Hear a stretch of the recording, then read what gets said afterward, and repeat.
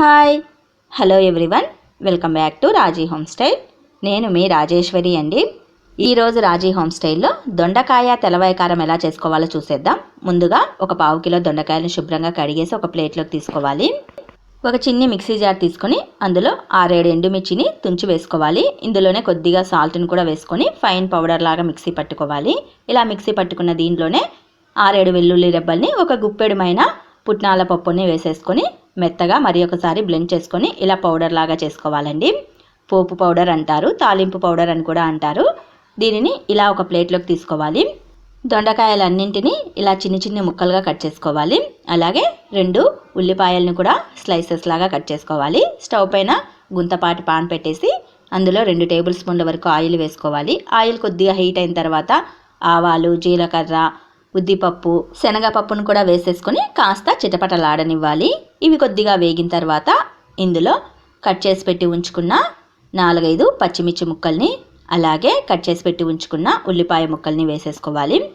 ఇందులోనే 2 రెమ్మల కరివేపాకు ఆకులను కూడా వేసేసుకొని పోపునంతా మంచిగా వేపుకోవాలండి. ఉల్లిపాయ ముక్కల్ని మరీ రెడ్డిష్ కలర్కి వచ్చేంత వరకు వేపుకోవాల్సిన అవసరం లేదండి. కొద్దిగా లైట్గా వేపుకుంటే చాలు. దొండకాయ ముక్కలతో పాటు చక్కగా వేగిపోతాయి. కాబట్టి మరీ మెత్తగా వచ్చేంత వరకు వేపుకోకుండా కొద్దిగా లైట్ రెడ్ కలర్ వచ్చేంత వరకు వేపుకుంటే చాలు. చక్కగా వేగిన తర్వాత కట్ చేసి పెట్టి ఉంచుకున్న దొండకాయ ముక్కల్ని వేసుకొని ఒకసారి ఇలా డిప్ చేసేసుకొని మూత పెట్టేసి స్టవ్ని మీడియం ఫ్లేమ్లోకి టర్న్ చేయండి. ఒక 2-3 మినిట్స్ తర్వాత మళ్ళీ ఒకసారి కలిపేసేసి ఇందులో రుచికి సరిపడా సాల్ట్, కొద్దిగా పసుపును వేసేసుకోండి. ఇవి 2 వేసిన తర్వాత మరి ఒకసారి కలియదిప్పేసేసి మూత పెట్టేసేసి 5-8 నిమిషాల పాటు మధ్య మధ్యలో కలియదిప్పుకుంటూ దొండకాయ ముక్కల్ని అన్నింటినీ వేపుకోవాలండి. మధ్య మధ్యలో అడుగంటనియకుండా కలియదిప్పుకుంటూ వేపుకోవాలి.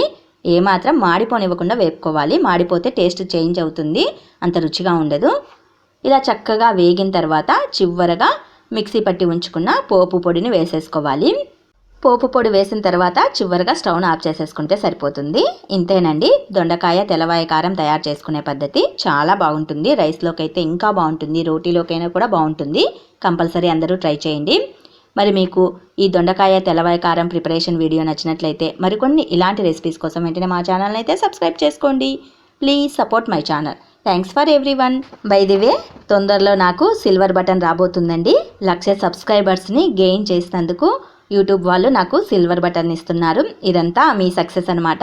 ప్రతి సబ్స్క్రైబర్కి, ప్రతి వ్యూవర్కి థ్యాంక్స్ అండి. స్పెషల్గా థ్యాంక్స్ చెప్తున్నాను. Please support my channel. Thank you.